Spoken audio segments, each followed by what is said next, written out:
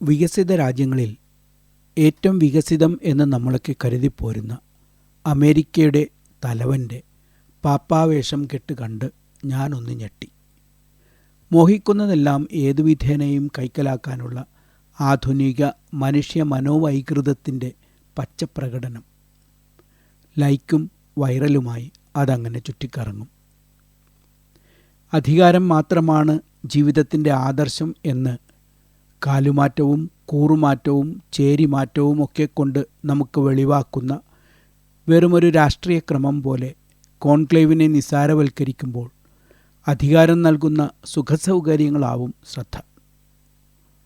അതുകൊണ്ട് തന്നെയാണ് ബുക്ക് മേക്കേഴ്സും വാതുവയ്പ് സംഘങ്ങളും കോൺക്ലേവിൽ കയറിപ്പിടിച്ചതും സാമൂഹ്യ മാധ്യമങ്ങൾ കഥകളും ഇല്ലാക്കഥകളും കള്ളക്കഥകളും സത്യങ്ങളും അർദ്ധസത്യങ്ങളും വിളമ്പി പാപ്പാബലികൾക്കായി, പാപ്പയാകാൻ സാധ്യതയുള്ളവർക്കായി നെട്ടോട്ടം ഓടുന്നതും. തീർത്ഥാടകരെയും വിനോദസഞ്ചാരികളെയും കൊണ്ട് നിറഞ്ഞ റോമിലെ കാറ്റിനും ഈ ഒരു ഗന്ധമുണ്ട് എന്ന് പറയാതെ വയ്യ.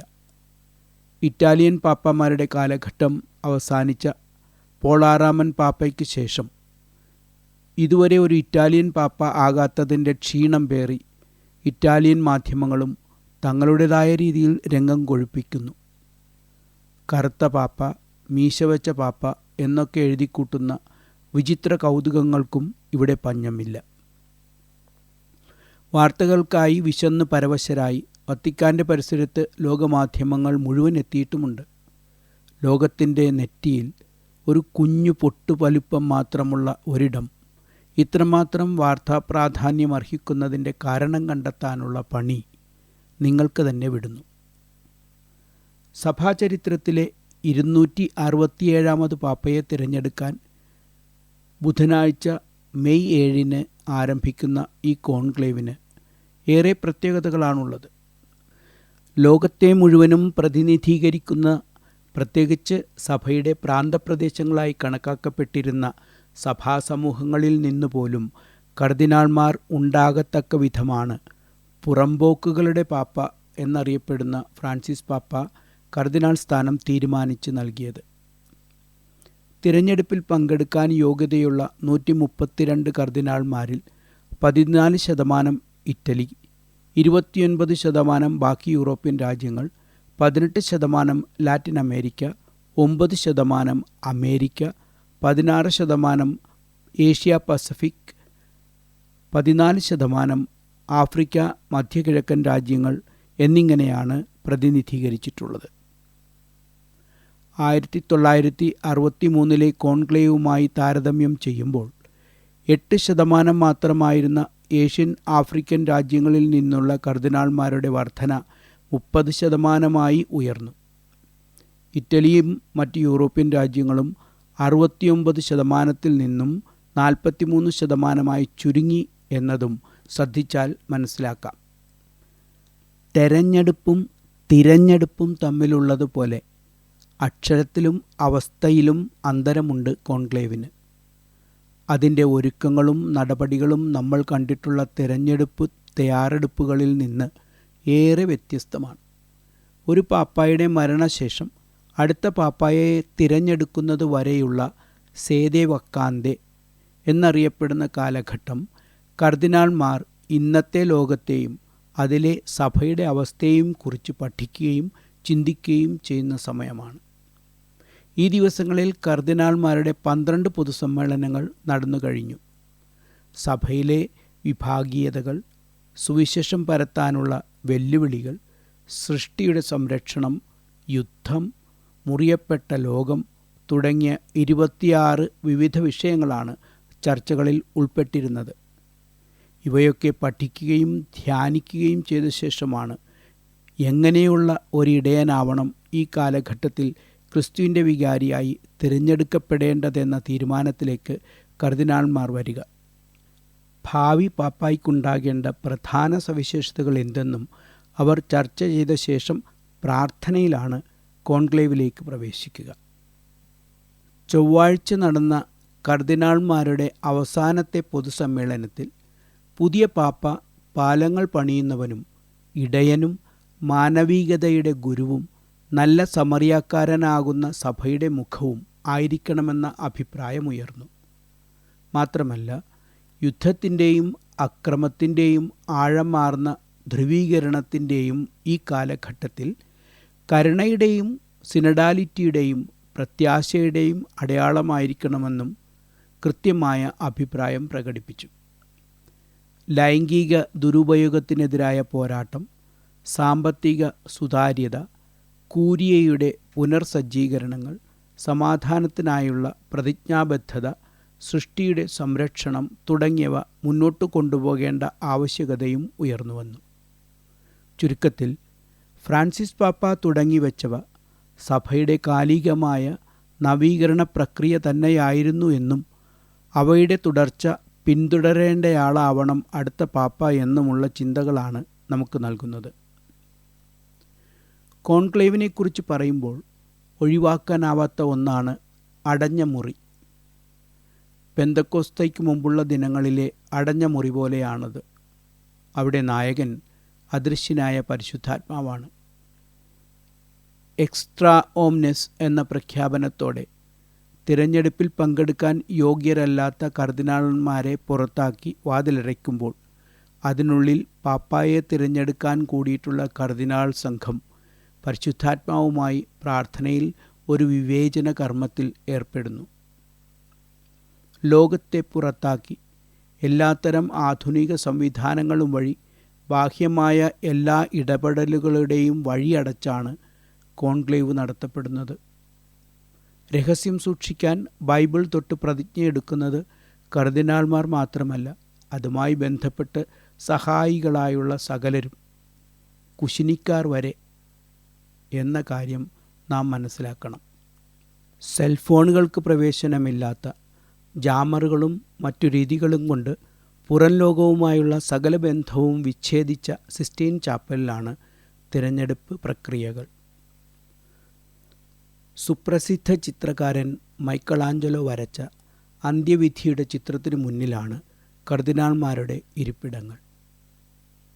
കർത്താവിൻ്റെ മുന്നിൽ സകലതും വെളിപ്പെടുന്ന അന്ത്യവിധി നിമിഷത്തിൻ്റെ നിരന്തരമായ ഓർമ്മ മനസ്സിൽ സൂക്ഷിച്ചുകൊണ്ട് ദൈവത്തിൻ്റെ മുന്നിൽ സുതാര്യമായി ഈ തിരഞ്ഞെടുപ്പ് നടത്താനാണ് ഓരോ കർദിനാളും അവിടെ എത്തുക. ദീർഘചതുരാകൃതിയിൽ തയ്യാറാക്കി നൽകപ്പെടുന്ന തിരഞ്ഞെടുപ്പ് കാർഡിൽ ഓരോ കർദിനാൾമാരും തൻ്റെ തിരഞ്ഞെടുപ്പ് ആരെന്ന് രേഖപ്പെടുത്തി രണ്ടായി മടക്കി അന്ത്യവിധിയുടെ ചിത്രത്തിന് കീഴിൽ വച്ചിട്ടുള്ള കലശത്തിൽ നിക്ഷേപിക്കും. നിക്ഷേപിക്കുന്നതിന് മുമ്പായി ഓരോരുത്തരും ചൊല്ലുന്ന വാക്യം വളരെ പ്രധാനപ്പെട്ടതാണ്. എന്നെ വിധിക്കാനിരിക്കുന്ന കർത്താവിനെ സാക്ഷിയാക്കി എൻ്റെ വോട്ട് ദൈവത്തെ പ്രതി തിരഞ്ഞെടുക്കപ്പെടണമെന്ന് വിശ്വസിക്കുന്നയാൾക്ക് ഞാൻ നൽകുന്നു എന്നാണത്. ദിവസവും രാവിലെ 2 വട്ടവും ഉച്ചകഴിഞ്ഞ് 2 വട്ടവും നടക്കുന്ന തിരഞ്ഞെടുപ്പ് പ്രക്രിയകൾ തെറ്റില്ലാതാക്കാൻ കാലങ്ങളായി തയ്യാറാക്കിയ ചട്ടങ്ങളുണ്ട്. ഓരോ പ്രാവശ്യവും നടക്കുന്ന വോട്ടെടുപ്പുകൾക്ക് ശേഷവും 2/3 ഭൂരിപക്ഷം തികയാതെ വന്നാൽ പരിശോധനയ്ക്ക് ശേഷം തിരഞ്ഞെടുപ്പ് രേഖപ്പെടുത്തിയ പേപ്പറുകൾ മുൻകൂട്ടി തയ്യാറാക്കിയ അടുപ്പിൽ കറുത്ത പുക പരത്തുന്ന രാസവസ്തുക്കൾ ചേർത്ത് കത്തിച്ചു കളയും. 2/3 ഭാഗം ഭൂരിപക്ഷം തികയുമ്പോൾ വെളുത്ത പുകയുണ്ടാക്കുന്ന രാസവസ്തുക്കൾ ചേർത്ത് കത്തിച്ചാണ് പുറം ലോകത്തെ പാപ്പായെ തിരഞ്ഞെടുത്ത സന്തോഷവാർത്ത അറിയിക്കുക. ആ സമയത്ത് വത്തിക്കാനിലെ മണികളും സന്തോഷം ആഘോഷിക്കും. 2% കർദിനാൾമാർ നൽകുന്ന വോട്ട് കിട്ടുന്ന കർദിനാളിനോട് കർദിനാൾ സംഘത്തിൻ്റെ സെക്രട്ടറി സമ്മതവും എന്തു പേരിൽ അറിയപ്പെടാൻ ആഗ്രഹിക്കുന്നുവെന്നും ആരായുന്നു. സമ്മതം ലഭിച്ച ശേഷം അദ്ദേഹത്തെ പാപ്പായുടെ വസ്ത്രങ്ങൾ അണിയിക്കാൻ സിസ്റ്റൈൻ ചാപ്പലിനോട് ചേർന്നുള്ള സങ്കീർത്ത മുറിയിൽ തന്നെയുള്ള വിലാപത്തിൻ്റെ മുറി എന്നറിയപ്പെടുന്ന മുറിയിലെത്തിക്കുന്നു. ആ മുറി വിലാപത്തിൻ്റെ മുറി എന്നറിയപ്പെടാനുള്ള കാരണം അസ്വാസ്ഥ്യം കൊണ്ടും വീർപ്പുമുട്ടൽ കൊണ്ടും ഭയം കൊണ്ടും വിങ്ങിപ്പൊട്ടുന്ന കരച്ചിലാണ് തിരഞ്ഞെടുക്കപ്പെടുന്ന പാപ്പാമാരുടെ ആദ്യ വികാരപ്രകടനം എന്നതാണ്. ഒരു ക്രൂശിത രൂപവും കന്യകാമാതാവിൻ്റെ ഏതാനും ചിത്രങ്ങളും ഒരു ചെറിയ ഇരിപ്പിടവും മാത്രമുള്ള ഒരു കൊച്ചുമുറി. നിർത്താതെ എക്കിട്ടമിട്ട് നിന്ന ജോൺ 23-ാമനും ഗില്ലറ്റിനു മുന്നിലെത്തിയ പ്രതീതി എന്ന് ബെനഡിക്റ്റ് 16-ാമനും കാർണിവൽ കഴിഞ്ഞു എന്ന് ചിന്തിച്ച ഫ്രാൻസിസ് പാപ്പയും വരുന്ന ആ മുറിയിൽ ഭാവി പാപ്പായ്ക്കുള്ള വസ്ത്രങ്ങൾ 3 അളവുകളിൽ തയ്യാറാക്കി വച്ചിരിക്കും. 1566 തിരഞ്ഞെടുക്കപ്പെട്ട ഡൊമിനിക്കൻ സഭാംഗമായ പയസ് 5-ാമൻ തൻ്റെ സഭാവസ്ത്രം തന്നെ തുടർന്നും ഉപയോഗിക്കാൻ തീരുമാനിച്ചതിൽ പിന്നെയാണ് പാപ്പാമാരുടെ വസ്ത്രത്തിൻ്റെ നിറം വെള്ളയായി മാറിയത് എന്നാണ് ചരിത്രം. വസ്ത്രമണിഞ്ഞെത്തുന്ന പുതിയ പാപ്പായെ സിസ്റ്റീൻ ചാപ്പലിൻ്റെ അൾത്താരയ്ക്ക് നടുവിൽ സിംഹാസനത്തിലിരുത്തുന്നു. പ്രാർത്ഥനയ്ക്ക് ശേഷം കർദിനാൾമാർ ഓരോരുത്തരായി വന്ന് ബഹുമാനവും വിധേയത്വവും വാഗ്ദാനം ചെയ്യുന്നു. കർദിനാൾ സംഘത്തിൻ്റെ സെക്രട്ടറി ഔദ്യോഗികമായ രേഖപ്പെടുത്തലുകളും ഒപ്പുവയ്ക്കലിനും ഒക്കെ ശേഷം തദ്യവും ആലപിക്കും. അതിനുശേഷമാണ് വത്തിക്കാനിൽ വിശുദ്ധ പത്രോസിൻ്റെ ബസിലിക്കയുടെ മധ്യത്തിലുള്ള ബാൽക്കണിയിൽ ഹബേമൂസ് പാപ്പാം പ്രഖ്യാപനത്തോടെ പാപ്പായെ ലോകത്തിനു മുമ്പിൽ അവതരിപ്പിക്കുക. തുടർന്ന് പാപ്പ ലോകത്തിനും നഗരത്തിനുമായുള്ള തൻ്റെ ശ്ലൈഹിക ആശീർവാദം നൽകും. കോൺക്ലേവ് ലത്തീനിൽ cum clave, അക്ഷരാർത്ഥത്തിൽ വിത്ത് കീസ് അഥവാ താക്കോൽ കൊണ്ട് എന്നാണ് അർത്ഥമാക്കുന്നത്.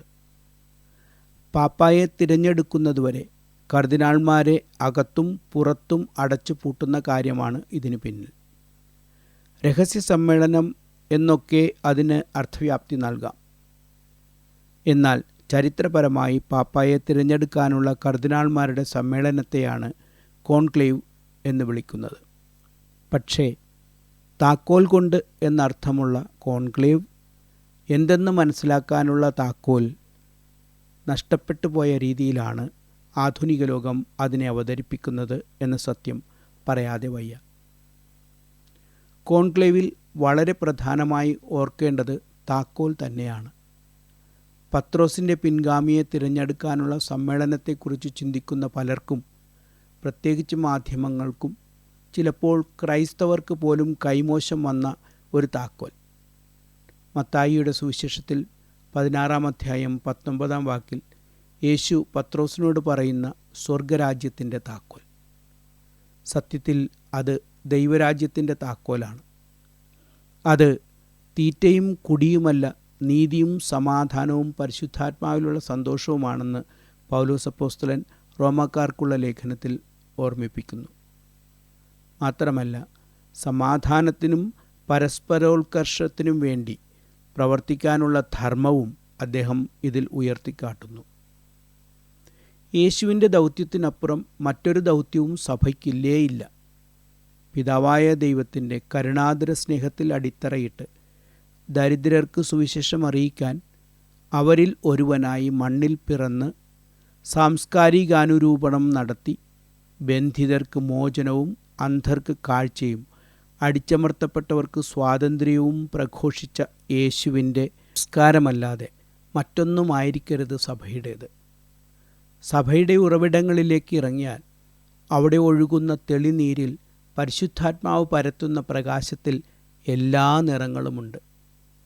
അവിടെ ജാതീയനും വിജാതീയനുമില്ല, കറുമ്പനും വെളുമ്പനുമില്ല, വിശ്വാസിയും അവിശ്വാസിയുമില്ല, സ്ത്രീയും പുരുഷനുമില്ല.